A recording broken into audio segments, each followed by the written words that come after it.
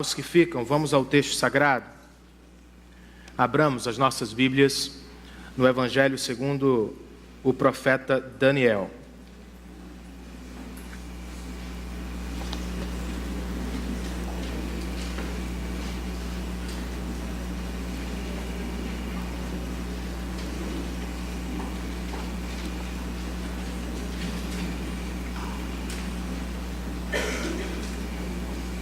Daniel, capítulo de número 5, é onde estamos na exposição deste texto maravilhoso.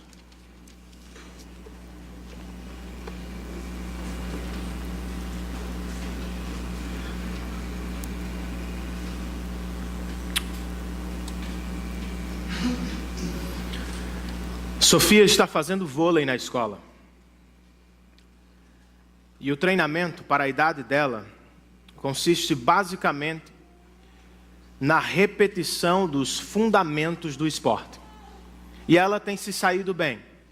Já sabe fazer o movimento do toque ou do levantamento. Já sabe estirar os braços para fazer o passe. E também já sabe, ou pensa que sabe, fazer o saque, ou o ataque, na verdade. Contudo, quando o assunto muda de ataque para saque, ela não consegue realizar o movimento com sucesso. E isto a preocupou bastante nos últimos dias, tanto que ela me pediu aula extra, Alessandro. Pai, por favor, me ajude com o saque. Eu estou tendo dificuldades. Qual é a dificuldade dela? Ela é canhota. Para fazer o saque, ela precisa segurar a bola com a mão direita e atacá-la com a esquerda.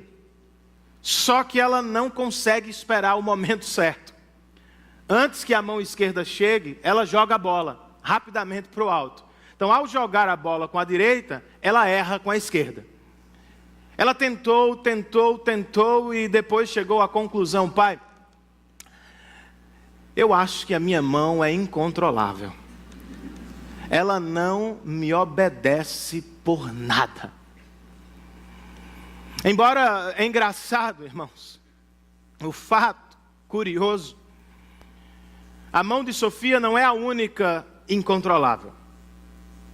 De acordo com o texto que vamos estudar, a mão do nosso Deus também é incontrolável.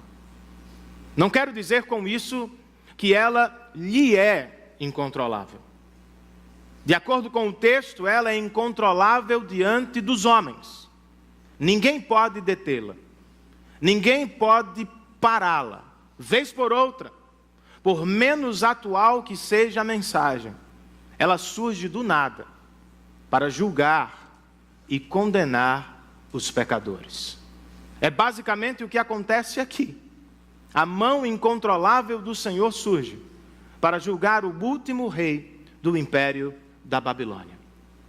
Daniel capítulo 5. Nós vamos ler, para começar, apenas o verso 5. E depois eu peço que, como sempre, você tenha a sua Bíblia aberta, porque nós voltaremos ao texto ao longo de toda a mensagem. Daniel 5:5. O texto inspirado diz: mas, de repente, apareceram dedos de mão humana, que começaram a escrever no reboco da parede, na parte mais iluminada do palácio real.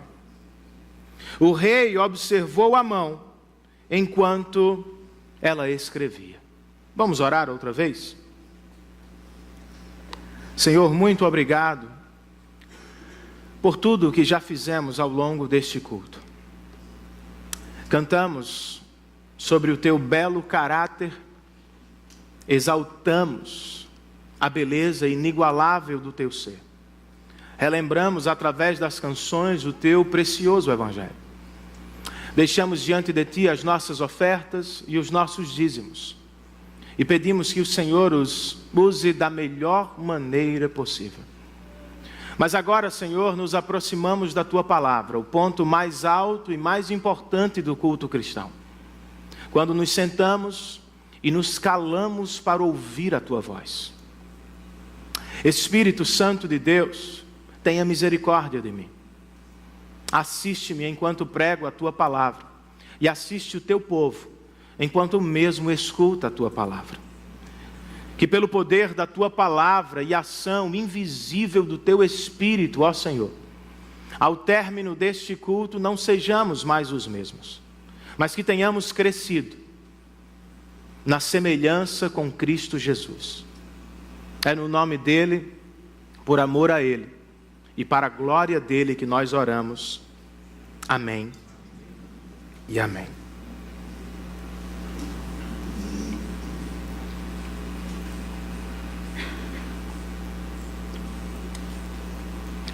Depois de 4 capítulos, ouvindo sobre o famoso Nabucodonosor, nós somos agora abruptamente apresentados ao novo rei da Babilônia, Belsazar. Quem é ele? E como ele chegou ao trono dos caldeus? Historiadores nos informam que Nabucodonosor morreu no ano 562 a.C., depois de um reinado de 43 anos. Seus familiares viveram sucessivas batalhas pelo poder, o que naturalmente abriu uma lacuna por onde conspiradores entraram. Um deles foi Nabonido.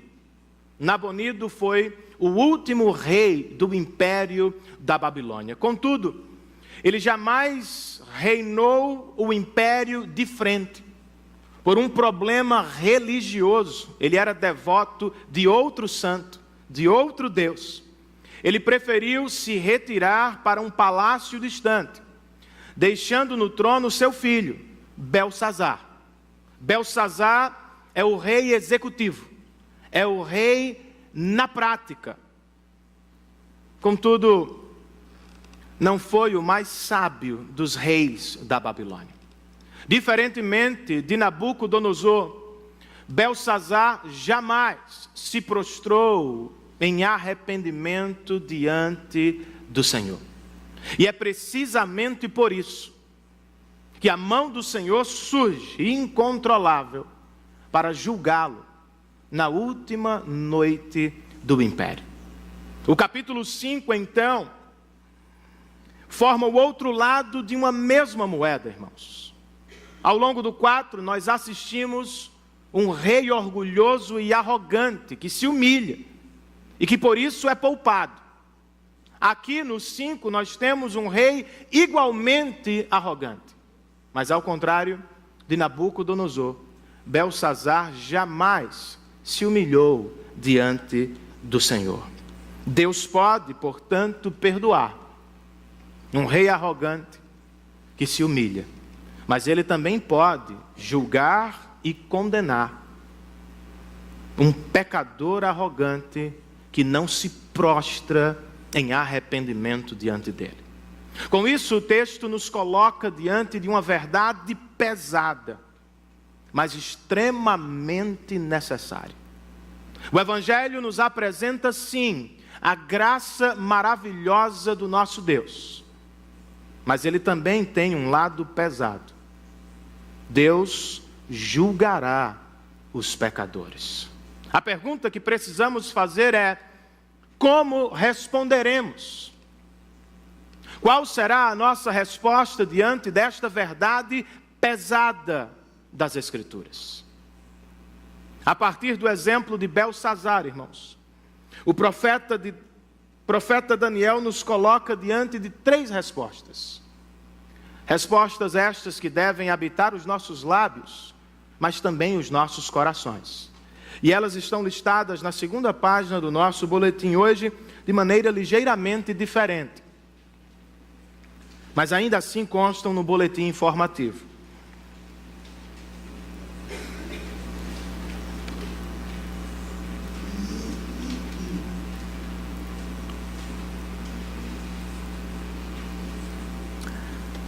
Porque Deus julgará o pecador, irmãos. Nós todos, se sábios somos, nós todos devemos temer o Senhor. Ao abrir o capítulo 5, o profeta Daniel nos coloca diante de uma declaração arrogante do rei Belsazar. O texto se inicia assim: certa vez, o rei Belsazar deu um grande banquete para 1000 dos seus nobres, e com eles bebeu muito vinho. Por que eu chamo esta declaração de arrogante?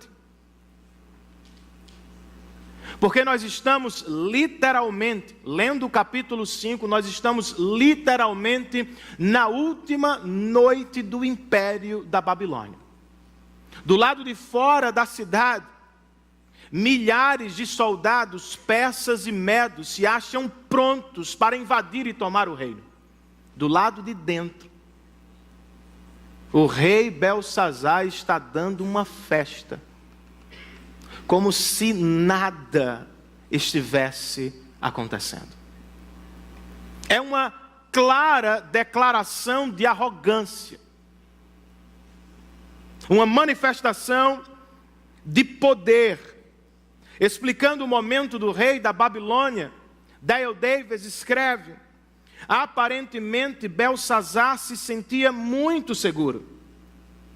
Os muros da cidade eram praticamente invencíveis, largos demais e muito altos. E havia mantimento para muitos anos. Por quê, irmãos? Porque o próprio Eufrates corria por dentro da cidade. O rei então está seguro, ou se sente assim, protegido. O exército inimigo está cercando a cidade, mas do lado de dentro ele está dando uma festa. E ele faz mais. Ele toma a louca decisão de desprezar o Deus da igreja. Não apenas está se exaltando diante dos homens, mas agora ele resolve se exaltar sobre o próprio Deus. Versos 2, 3 e 4.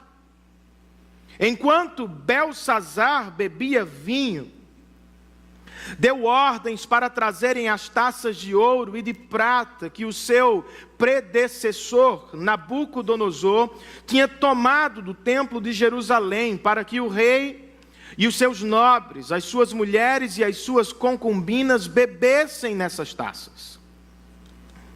Então trouxeram as taças de ouro que tinham sido tomadas do templo de Deus em Jerusalém. E o rei e os seus nobres, as suas mulheres e as suas concubinas beberam nas taças. E enquanto bebiam o vinho, louvavam os deuses de ouro, de prata, de bronze, de ferro, de madeira e de pedra. Qual é o propósito, irmãos? De trazer à festa as taças de ouro do templo de Yahvé. Sinclair Ferguson comenta: o monstro que antes estava preso em seu coração foi liberado. Quase podemos ouvir seu grito arrogante quando ordena seus servos: tragam-me as taças sagradas dos judeus, pois nós vamos profaná-las hoje. É como se estivesse dizendo: Yahvé teve poder no passado, mas hoje quem manda na Babilônia sou eu. Yahvé pode ter sido poderoso nos limites de Israel, mas sobre a Babilônia ele não tem poder. Será mesmo?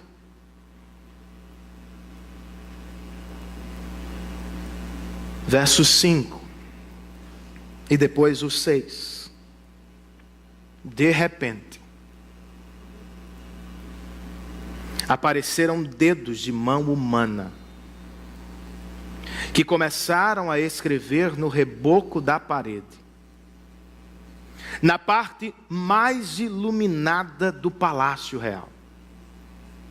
O rei observou a mão enquanto ela escrevia.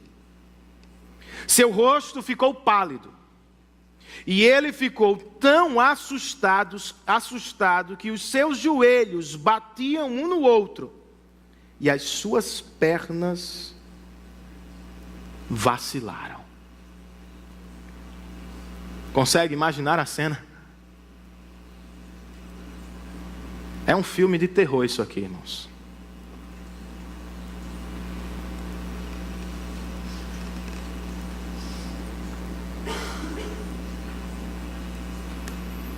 Amão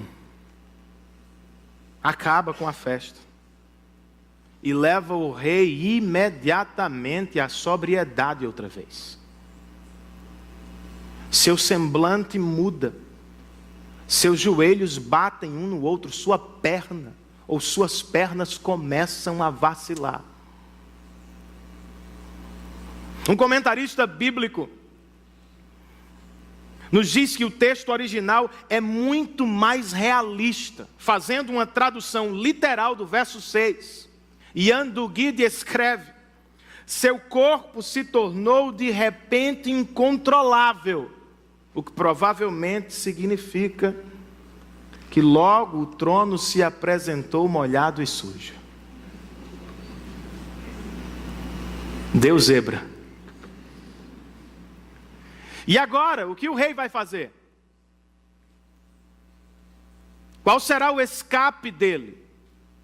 Ele vai fazer o que sabe fazer. Ele vai correr para o paganismo da Babilônia. Aos gritos, diz o verso 7, o rei mandou chamar os encantadores, os astrólogos e os adivinhos, e disse a esses sábios da Babilônia: aquele que ler essa inscrição e interpretá-la, revelando-me o seu significado, vestirá um manto vermelho, terá uma corrente de ouro no pescoço e será o terceiro em importância no governo do reino. Terceiro porque Nabonido era o primeiro, Belsazar o segundo, e quem resolvesse o problema seria o terceiro. E eles resolveram.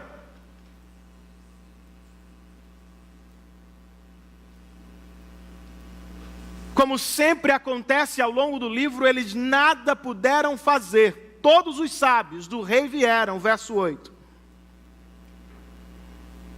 Mas não conseguiram ler a inscrição, nem dizer ao rei o seu significado. E diante disso, o rei Belsazar ficou ainda mais aterrorizado. E o seu rosto ainda mais pálido. Seus nobres estavam alarmados.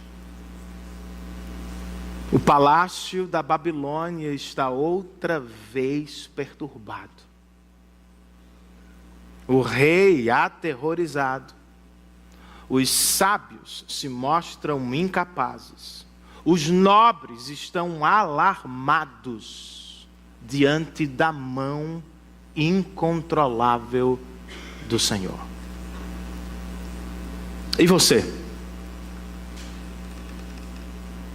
Como é que você responde quando Deus simplesmente resolve acabar sua festa? O que você faz quando a vida de repente fica tenebrosa, aterrorizante? Qual é a sua saída? O que você faz quando as coisas simplesmente dão errado? Alguns, como Belsazar, entram em desespero. E porque se encontram desesperados, eles buscam o paganismo cotidiano para fazer qualquer negócio, a fim de encontrar alívio em meio às dificuldades, calma durante a tormenta. E a pergunta que precisamos fazer é por quê? Por que as pessoas estão tão desesperadas? Muito provavelmente, irmãos, porque não conseguem viver sem o que idolatram. Cobriram, por assim dizer, as dádivas de Deus com importância divina.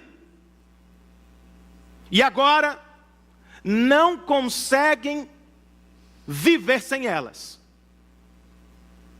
É o homem de negócios que treme no trabalho diante de uma pequena ameaça, porque não consegue se enxergar sem o cargo, sem o destaque, sem a grana. É uma bela mulher que descobre um diagnóstico terrível e que fica sabendo que terá de marcar o corpo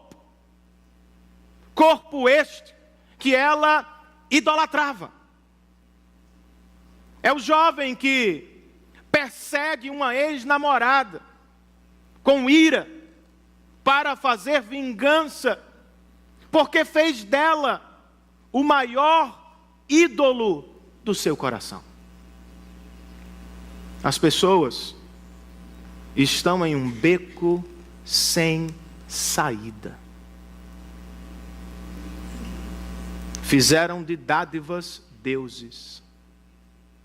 E na prática, eles não conseguem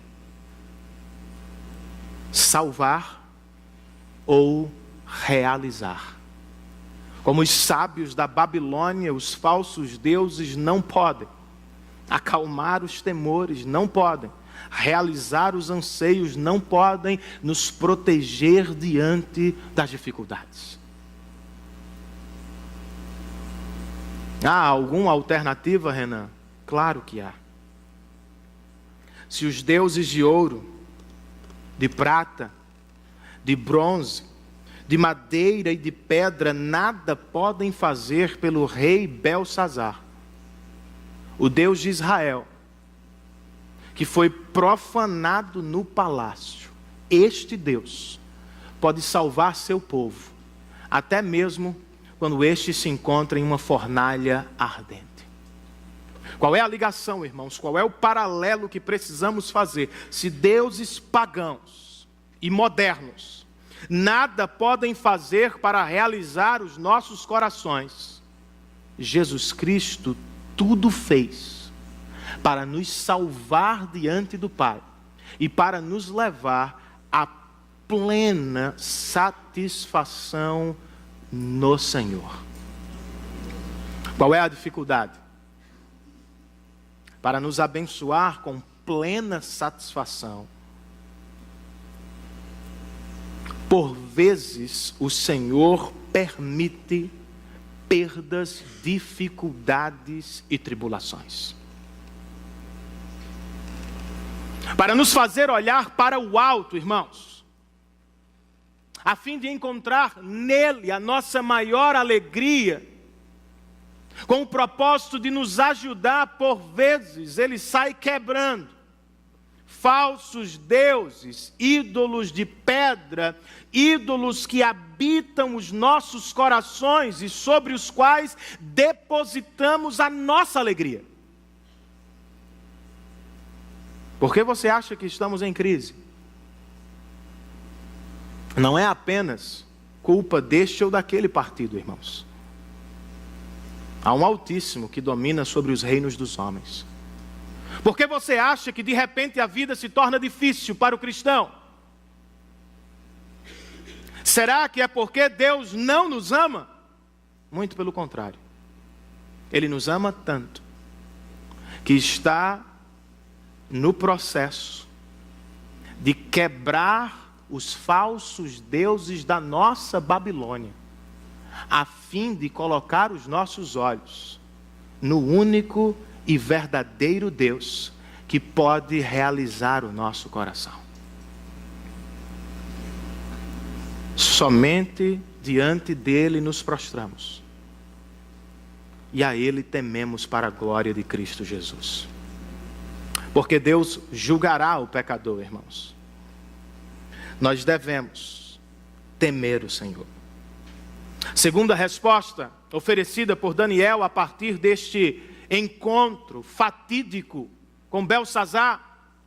Porque Deus julgará o pecador, nós devemos ouvir o pregador.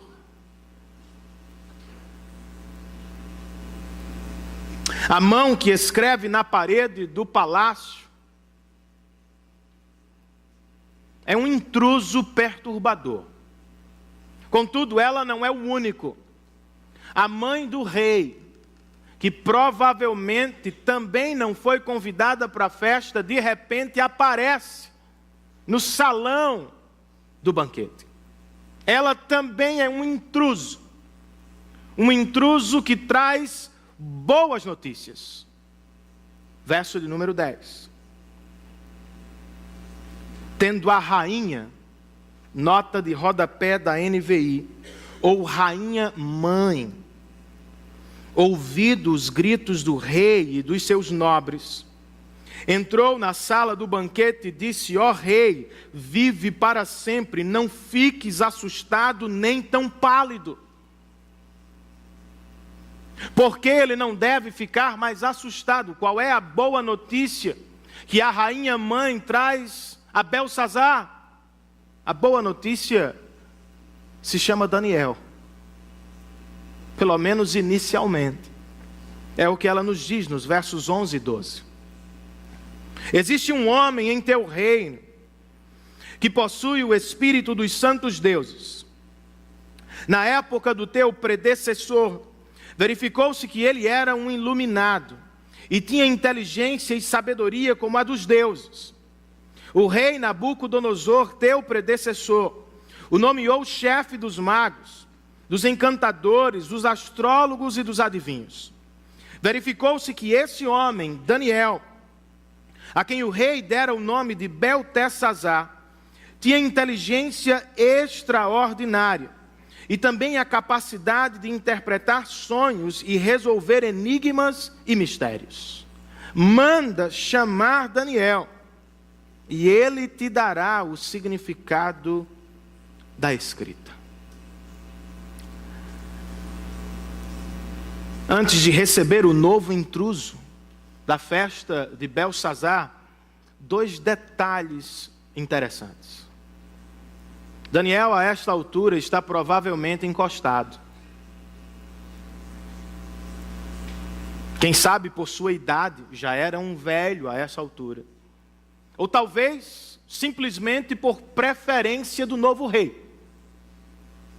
De toda forma, ele está distante da corte da Babilônia.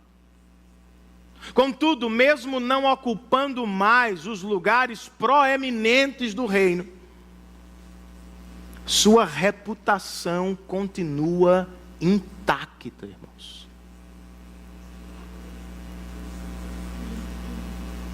Os reis mudaram, os tempos passaram, mas o homem de Deus continua com o mesmo testemunho. Sua reputação, como diz o ditado, precede. E quando enfim chega à presença do rei, Beltsazar lhe faz a seguinte pergunta no verso 13: você é Daniel, um dos exilados que meu pai, o rei, trouxe de Judá? 2 detalhes de tratamento. Beltsazar trata Nabucodonosor por pai, muito embora não seja ele mesmo filho ou neto biológico. Mas ele está aqui revelando respeito pelos antigos. Ao se dirigir, porém, a Daniel, ele o chama de exilado.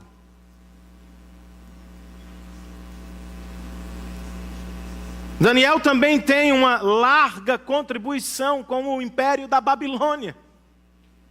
Resolveu inúmeros problemas para Nabucodonosor e ajudou o rei a conduzir o império. Mas agora, o novo rei, fingindo que não o conhece, diz: Nabucodonosor, eu sei quem é. Você é um dos exilados que veio por ordem de Nabucodonosor?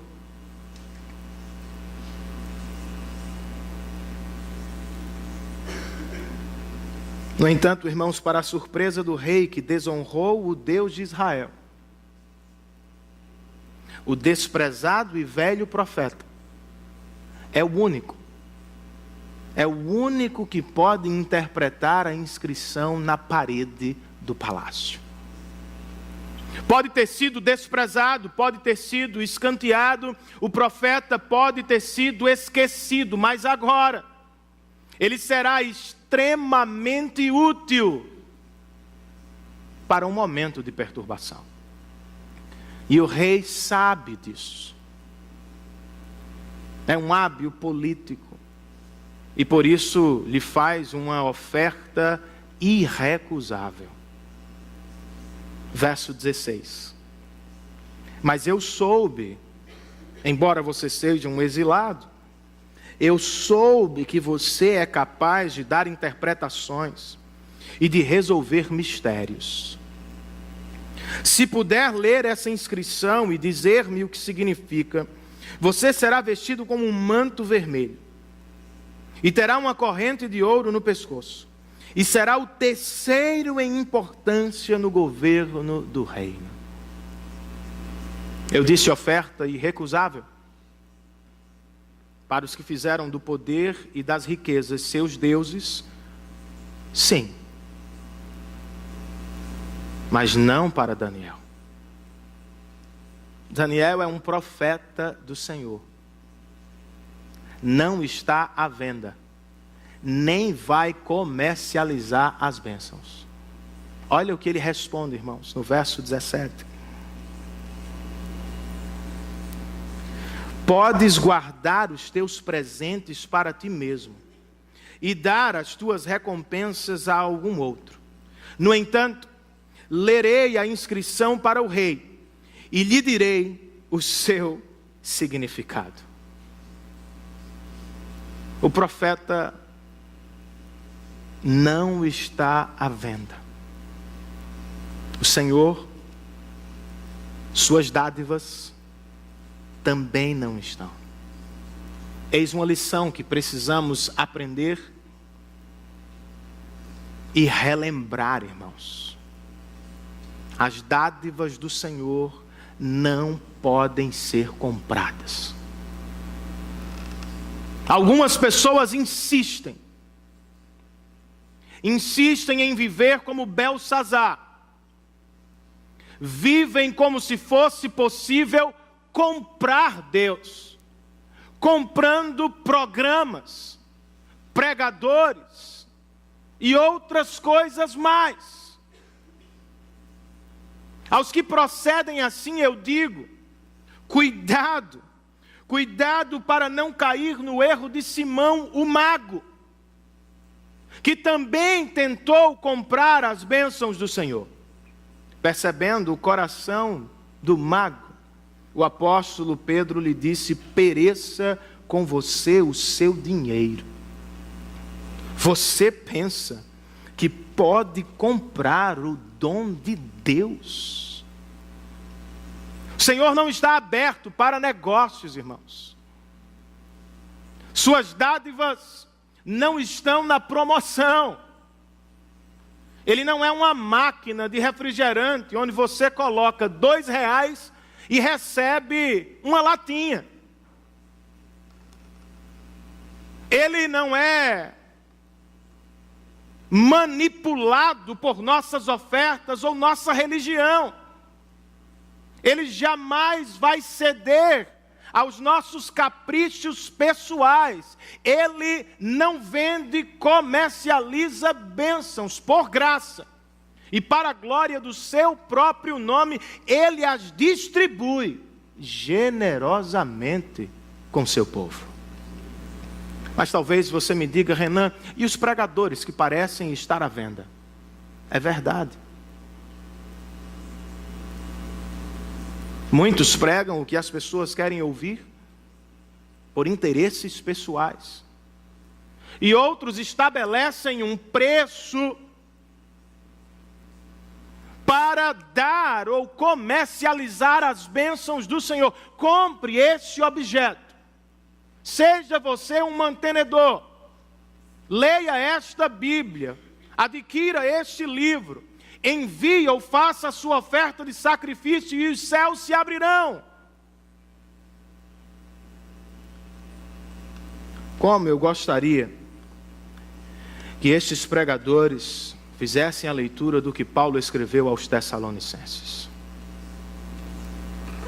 Como homens aprovados por Deus para nos confiar o Evangelho, não falamos para agradar pessoas, mas a Deus que prova o nosso coração. Vocês bem sabem que a nossa palavra nunca foi de bajulação, nem de pretexto para ganância. Deus é nossa testemunha. Nem buscamos o reconhecimento humano, quer de vocês, quer de outros. E se não devemos comprar ou vender o que fazemos aos genuínos e fiéis pregadores do Evangelho.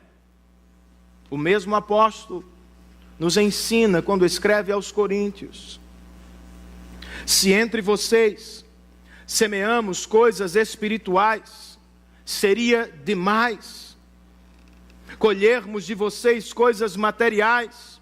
Se outros têm o direito de ser sustentados por vocês, não o temos nós ainda mais? Vocês não sabem que aqueles que trabalham no templo alimentam-se das coisas do templo? E que os que servem diante do altar participam do que é oferecido no altar? Da mesma forma, o Senhor, Jesus, ordenou àqueles que pregam o Evangelho que eles vivam do Evangelho. O que é isso, irmãos? Não comprem, não vendam, cuidem dos genuínos e fiéis pregadores do Evangelho. Por que, Renan? Porque eles podem nos apresentar a solução de todos os nossos problemas? Não. Porque eles podem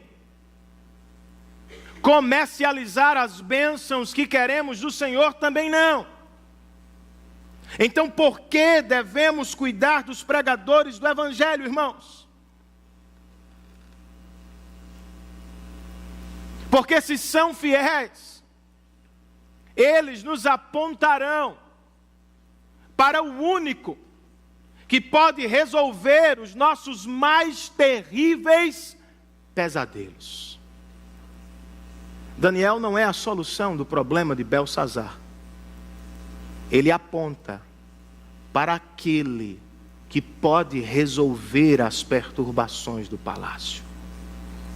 Da mesma forma, pregadores do Evangelho não se apresentam como a solução.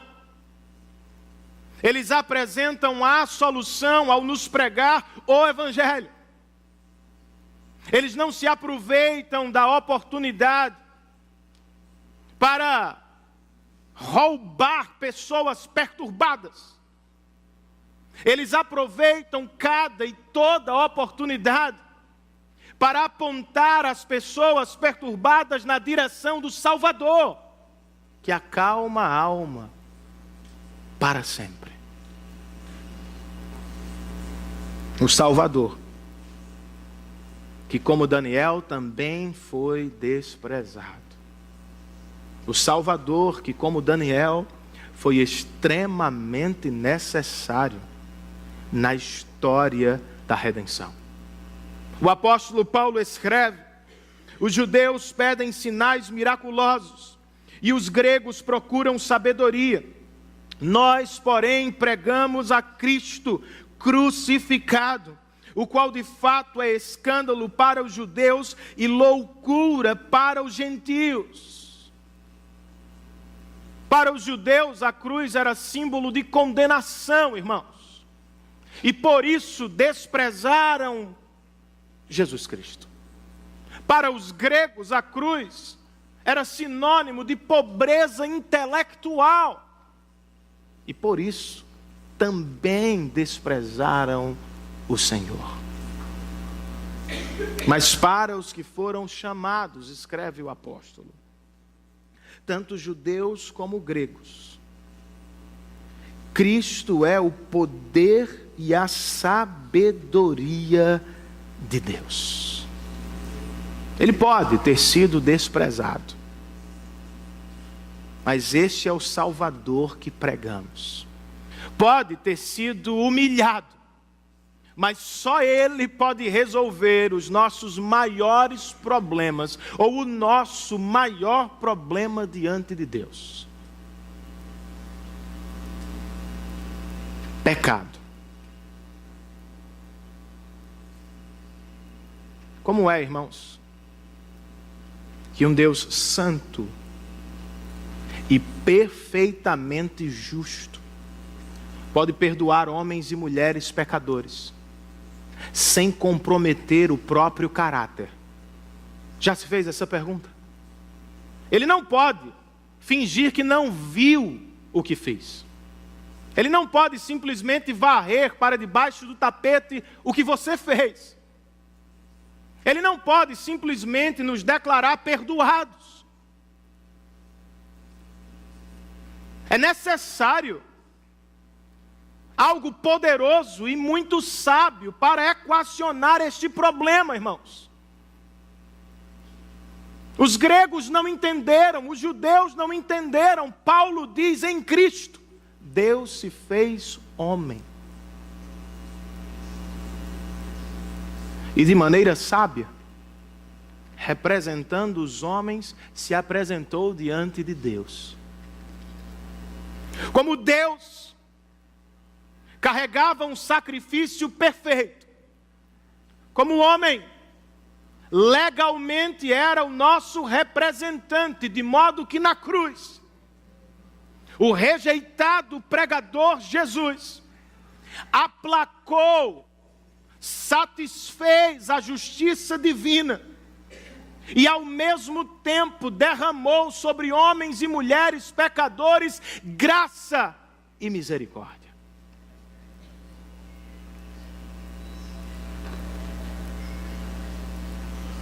Como Belsazar fez com Daniel, por algum tempo da vida, eu e você também menosprezamos o Senhor. Mas se você quer o alívio eterno do seu coração, a solução para o seu maior problema, não o negligencie nesta tarde. Não o empurre para amanhã. Não o deixe de lado. Prostre-se diante dele e clame hoje por salvação em Cristo Jesus. Porque Deus julgará o pecador. Nós devemos temê-lo. Porque Deus julgará o pecador, nós devemos ouvir o pregador humilhado. E por fim, irmãos, porque Deus julgará o pecador, nós devemos olhar para o Salvador enquanto há tempo. Daniel prometeu: eu vou ler a inscrição e vou lhe oferecer o significado. Antes, porém, do significado, ele faz uma pregação, irmãos. Uma pregação muito organizada, por sinal. O rei não quer uma pregação, como eu e vocês.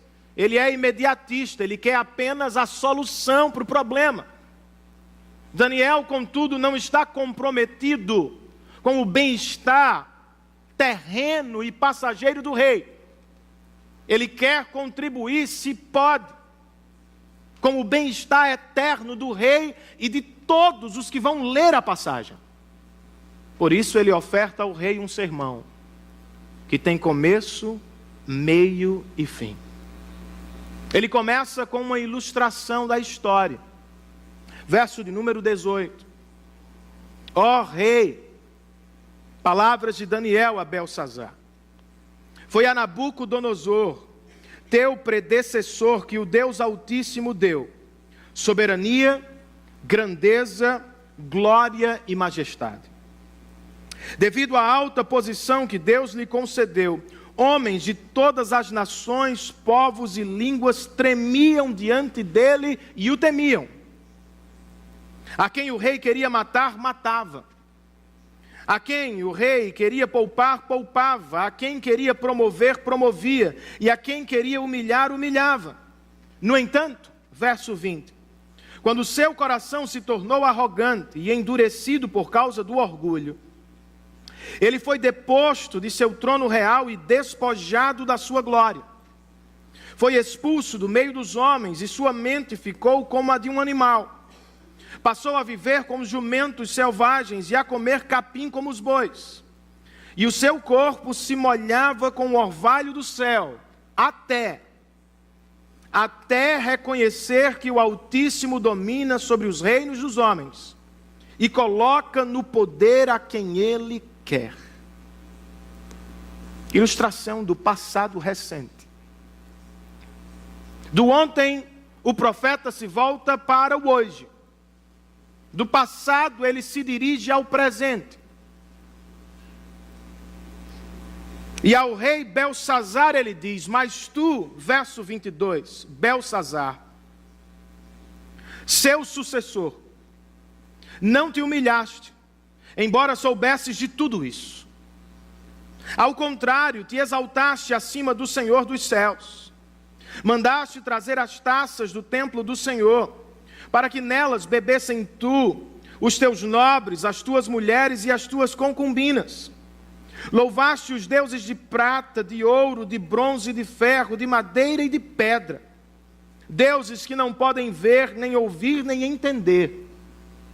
Mas jamais glorificaste o Deus que sustenta em suas mãos a tua vida e todos os teus caminhos. Duas observações. Percebam comigo que o rei Belsazar não é ignorante. Ele conhece a história.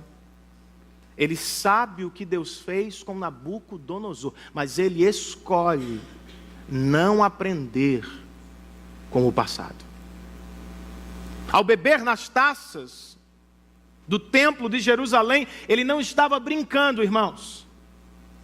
O profeta diz que ele estava tripudiando o Senhor,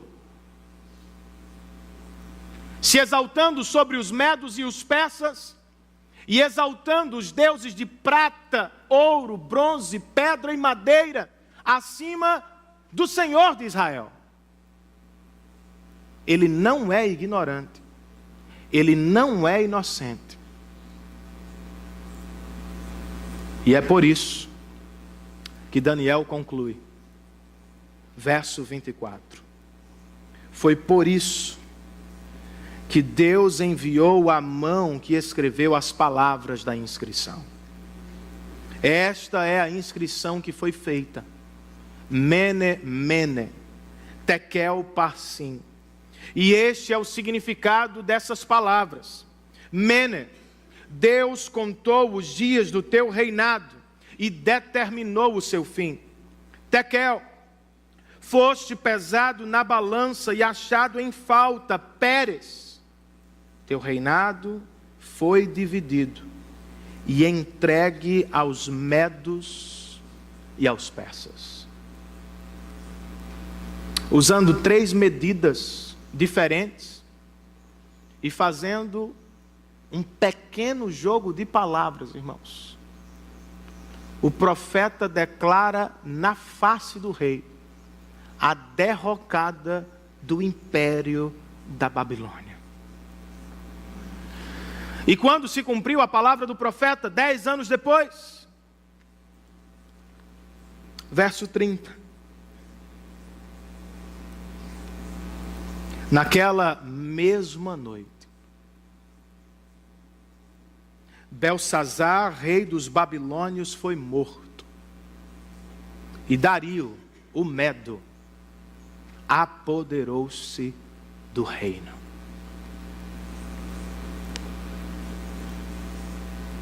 O que aconteceu ao profeta do Senhor, irmãos? Que não se vendeu e que foi corajoso bastante para declarar a mensagem do Senhor diante do poderoso rei Belsazar. Verso 29. Mesmo não querendo, por ordem de Belsazar, vestiram Daniel como um manto vermelho, puseram-lhe uma corrente de ouro no pescoço e o proclamaram o terceiro em importância no governo do reino. Percebem o que aconteceu aqui? O que vem acontecendo, capítulo após capítulo. O escanteado profeta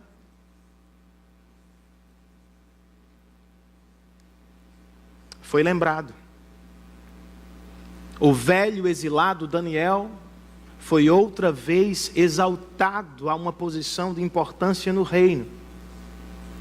O homem de Deus permaneceu, mesmo com a mudança no governo e nos impérios.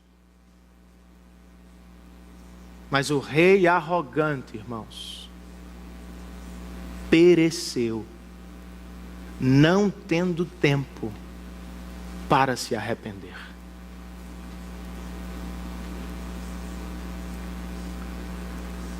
Qual é a utilidade prática, Renan, deste texto? Eu penso que ele é como um farol, irmãos, na escuridão da vida.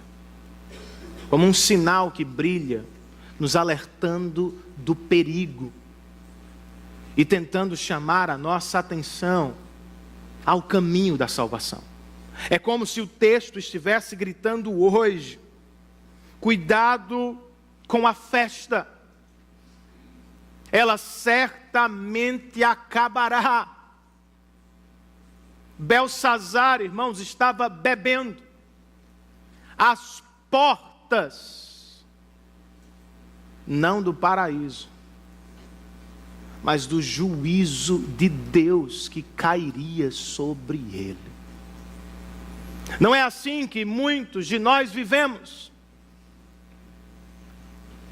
como se não houvesse um amanhã, como se não houvesse um acerto de contas com o Senhor da glória, como se fôssemos os melhores, os mais poderosos, autossuficientes e donos da nossa própria história, nos afastando do Senhor e vivendo de maneira irresponsável, como bem queremos.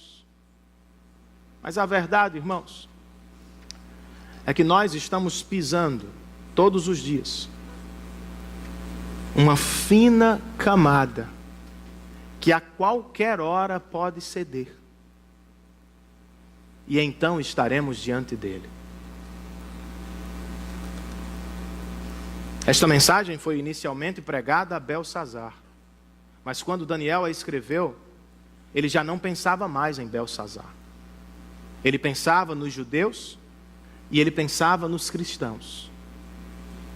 Por que ela está aqui? Porque ainda há tempo. É como se o profeta estivesse dizendo: arrependam-se agora, dobrem-se diante dele hoje, abandonem a autoadoração e prostrem-se diante da adoração do Filho de Deus. E notem comigo um detalhe: Nabucodonosor teve 40 anos de pregação.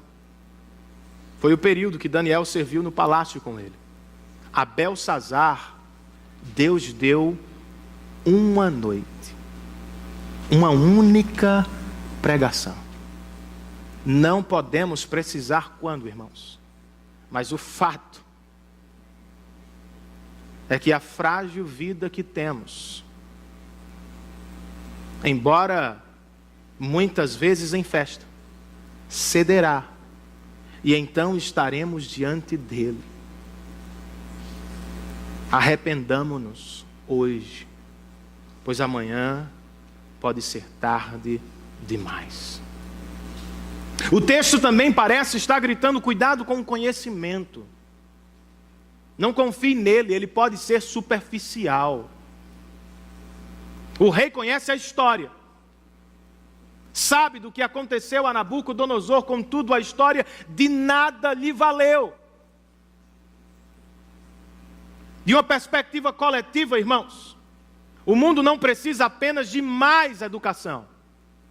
O mundo precisa de mais evangelho. Porque saber não significa necessariamente fazer o que é certo. Conhecer não nos garante que seremos transformados pelo que conhecemos.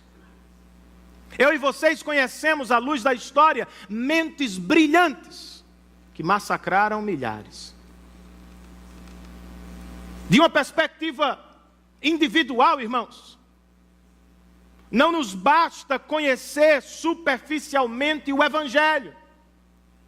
Eu não posso me dar por satisfeito porque nasci na igreja, porque casei na igreja, porque frequento a igreja presbiteriana do bairro dos Estados. Se o conhecimento do Evangelho não for acompanhado de poder do Espírito, em nada eu serei diferente. Não posso confiar na tradição religiosa da minha família. Não posso confiar na frequência da minha família aos cultos. Não posso confiar no que eu acho que sei.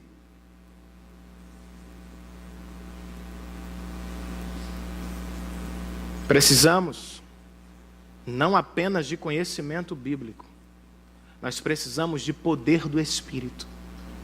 Pois é Ele que ressuscita o morto dentro de nós, é Ele que nos faz amar e desejar o Senhor e as coisas do Senhor, é Ele que causa o fruto do novo nascimento, ou o dom do novo nascimento, e é Ele que nos capacita a fazer as coisas para Deus. O apóstolo Paulo diz que devemos avaliar o nosso coração constantemente, para ver se estamos na fé. Que o Senhor tenha misericórdia de nós. Por fim, irmãos, o nosso texto também está gritando em alto e bom som: cuidado. Cuidado com o julgamento, ele é real. Não sei se Belsazar acreditou imediatamente, irmãos, mas tenho certeza que ele não duvidou quando viu os medos e os persas entrando pacificamente na cidade. Eles desviaram o Eufrates, jogaram as águas do rio para longe e passaram por debaixo do muro entre o canal. Tomaram a cidade sem guerra, de súbito, enquanto o rei estava em uma festa com seus nobres. Talvez não tenha acreditado, mas quando viu os persas e os medos, ele se viu diante do juízo de Deus. E como disse antes, embora não seja atual, esta é a mensagem bíblica que corre os livros da Bíblia.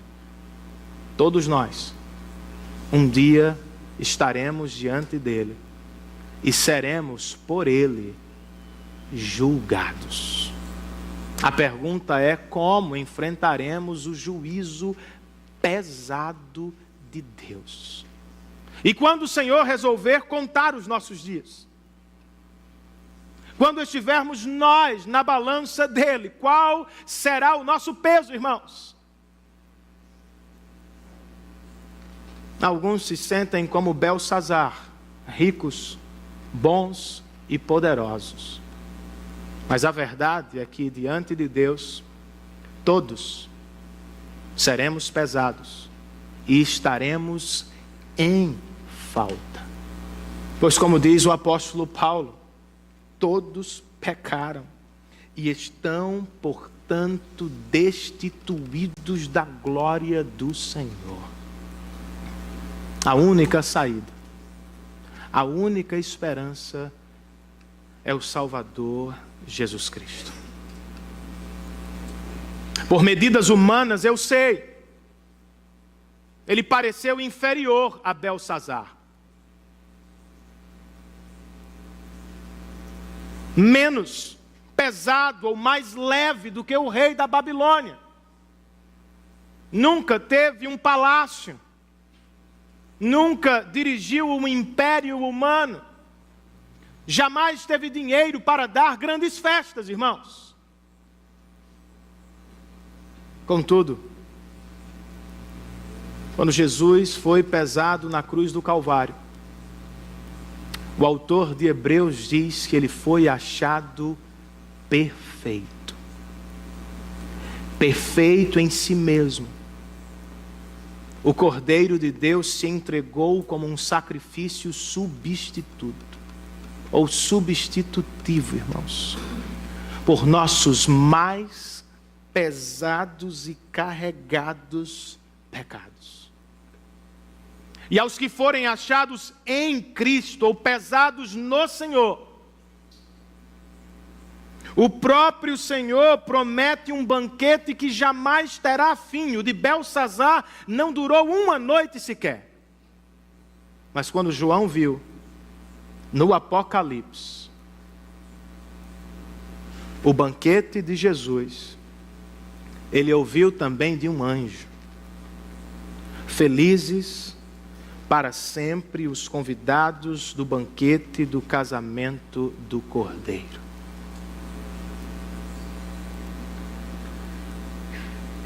Se é uma festa genuína que você quer para a vida, aqui e depois, fuja do juízo de Deus e se esconda por trás da cruz de Cristo. Ele foi pesado por você. Ele foi partido a fim de que você fosse unido ao Pai para sempre, para a glória do seu próprio nome. Ao perceber a dificuldade de Sofia, irmãos, eu sugeri: filha, por que você não troca de mão? Em vez de segurar a bola com a direita e atacá-la com a esquerda, por que você não faz o contrário? Por que não segura com a esquerda e ataca com a direita? Embora seja ela uma canhota, o movimento contrário deu certo. Ela conseguiu completar o movimento com sucesso. Por que não fazemos o mesmo hoje, irmãos? Por que não mudamos de rumo? Por que não trocamos de mão? Por que não deixamos uma inscrição por outra? A primeira inscrição é pesada demais e diante dela nada podemos fazer. Contado, pesado e condenado. Muito tempo depois, o apóstolo Paulo escreveu sobre a mesma mão, mas agora nos apresentando uma nova inscrição. Aos Colossenses, ele disse: quando vocês estavam mortos em seus pecados, Deus os vivificou em Cristo. Ele nos perdoou todas as transgressões e cancelou a escrita de dívida, que consistia em ordenanças e que nos era contrária. Ele a removeu pregando-a na cruz. E tendo despojado os poderes e as autoridades, fez deles um espetáculo público, triunfando sobre eles na cruz do Calvário. Os pecados de quem estavam sobre Cristo? Os nossos. As mãos de quem estavam pregadas à cruz? as dele.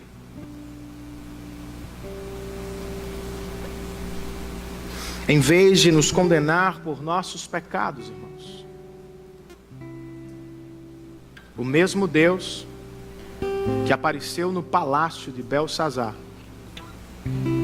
assumiu as nossas dívidas e com a mesma mão incontrolável de antes, ao derramar seu precioso sangue, ele rasgou a dívida que nos era contrária. Antes, tudo o que poderíamos ouvir era contado, pesado e culpado. Hoje, por causa dele, nós podemos ouvir contado, pesado e poupado pelo sangue de Jesus Cristo. Porque ele julgará os pecadores, eu e vocês devemos temê-lo hoje. Porque ele julgará os pecadores, nós devemos dar ouvidos aos pregadores do Evangelho.